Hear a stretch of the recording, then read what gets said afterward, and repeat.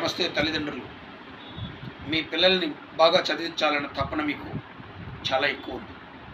మీరందరూ చాలా busy schedules, భార్యాభర్తలు జాబ్స్, అంతా బిజీ లైఫ్.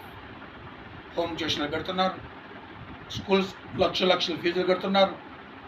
ఎన్ని సెకండ్ థాట్, అసలు మీ పిల్లలకి మీరు చదివించే చదువు ఏమన్నా ఉపయోగపడుతుందా అని ఆలోచించండి. చదివే చదువులు పనికొచ్చేలా చదివించండి. పనికిరాని చదువులు చదువుకుంటూ, అంటే పనికిరాని చదువులు అంటే మార్కులు మాత్రమే వచ్చి స్టాండర్డ్ లేని చదువులని పనికిమాలిన చదువులు అంటారు. ఇక్కడ పిచ్చ తల్లిదండ్రులు కొంతమంది ఉంటారు. ముఖ్యంగా నీచ నికృష్టమైన చదువుకున్న తల్లి గురించి చెప్తున్నాను అని ఇకిలిస్తారు. స్టాండర్డ్స్ ఎక్కడ ఉన్నాయండి? స్టాండర్డ్స్ ఎక్కడి నుంచి రావు. స్టాండర్డ్స్ నేర్పితే వస్తాయి, నేర్పిస్తే వస్తాయి. నేర్పించే గుణం మీకుండాలి, నేర్పాలన్న తపన మాకుండాలి. పిల్లలు ఎప్పుడు బంగారమే. దయచేసి చదివే చదువులు పనికొచ్చేలా చదివించండి.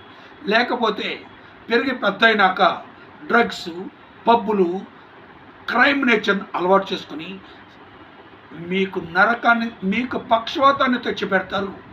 అదే పిల్లలు పతనమై.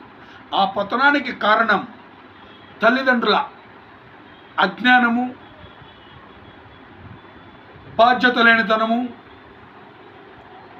భేషజము, దర్పము, అహంభావం. ప్రతి విద్యార్థి పతనానికి కారణం అదే. కానీ ఏ విద్యార్థి పనికిరాని వాడు అంటూ ఉండరు. మనమే తయారు చేస్తున్నాం.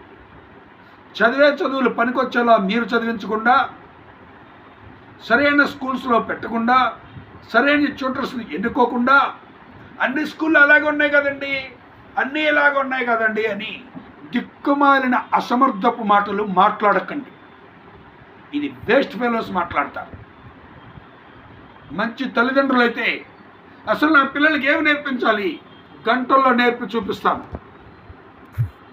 విద్యార్థి కళ్ళల్లో ఆనందాన్ని చూడాలన్నా, ఆత్మవిశ్వాసాన్ని చూడాలన్నా ఆ తల్లిదండ్రులకు యోగ్యత ఉండాలి.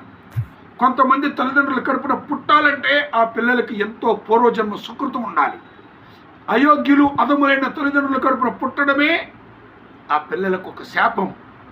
ఆ శాపం చదువుకున్న తల్లి భేషజం, దర్పం, అహం, మిడిమిడి జ్ఞానం, వెరసివ విద్యార్థి పతనం. ఏంట్రా ఇంత ఆవేశంగా చెప్తున్నారు? తల్లిదండ్రులు నిద్రతున్నావు, మీ దగ్గరికి వచ్చి ఎవరు నేర్చుకుంటారు అనుకుంటున్నారు కదా. యోగ్యులైన తల్లిదండ్రులు నా కోసం ఎత్తుక్కుంటూ వస్తారు. 26 ఏళ్ళ నా అనుభవం అలాంటిది. సబ్స్క్రైబ్ చేయండి.